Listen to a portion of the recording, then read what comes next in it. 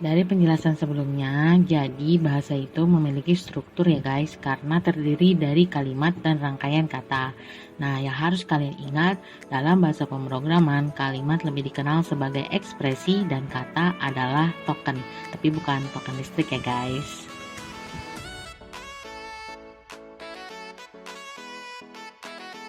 Struktur kalimat dalam bahasa pemrograman dibagi menjadi 3. Yang pertama, struktur ekspresi, struktur data, dan struktur input dan output.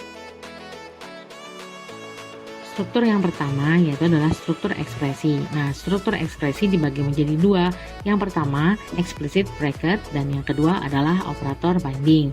Nah, explicit bracket adalah struktur yang menggunakan karakter seperti tanda kurung buka, kurung kurawal, dan sebagainya. Jadi, struktur kalimatnya dia menggunakan penyangga nih guys ya. Jadi bracket itu kan penyangga. Nah, contohnya seperti perintah include yang berstruktur kalimatnya dia menggunakan tanda seperti lebih besar dan lebih kecil.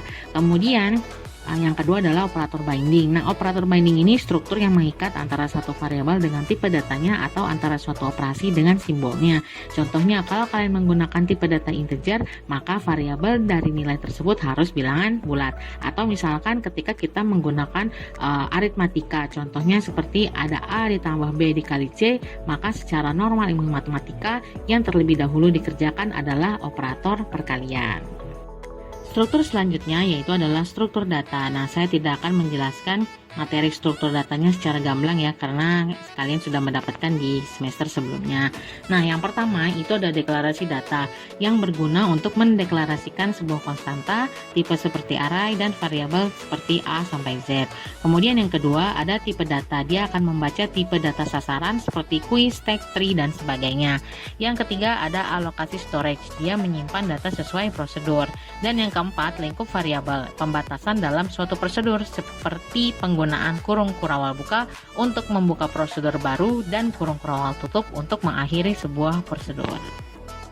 Struktur yang selanjutnya yaitu adalah struktur input atau output. Nah, ini dibagi menjadi 2. Yang pertama format free, jadi dia langsung ditampilkan sehingga mudah bagi user untuk memeriksa kebenaran program. Dan yang kedua adalah yang formatted, output yang ditampilkan secara terformat yang kita input dari format free di awal. Contohnya seperti kalau kita misalkan menggunakan bahasa C++, kita menggunakan include iostream, maka untuk menampilkan hasil outputnya harus menggunakan cout. Kira-kira ada lagi nggak ya detail dari perancangan bahasa pemrograman? Jawabannya ada ya guys. Jadi tugas di minggu selanjutnya adalah kalian cari tahu tentang 3 detail perancangan dalam bahasa pemrograman. Kemudian kalian jelaskan seperti apa detail dari 3 perancangan dalam bahasa pemrograman tersebut ya.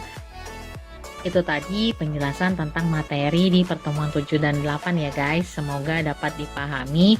Jangan lupa minggu depan kita mulai lagi untuk e-learning. Oke, terima kasih. Hatur nuhun. Kamsahamnida. Wassalamualaikum warahmatullahi wabarakatuh.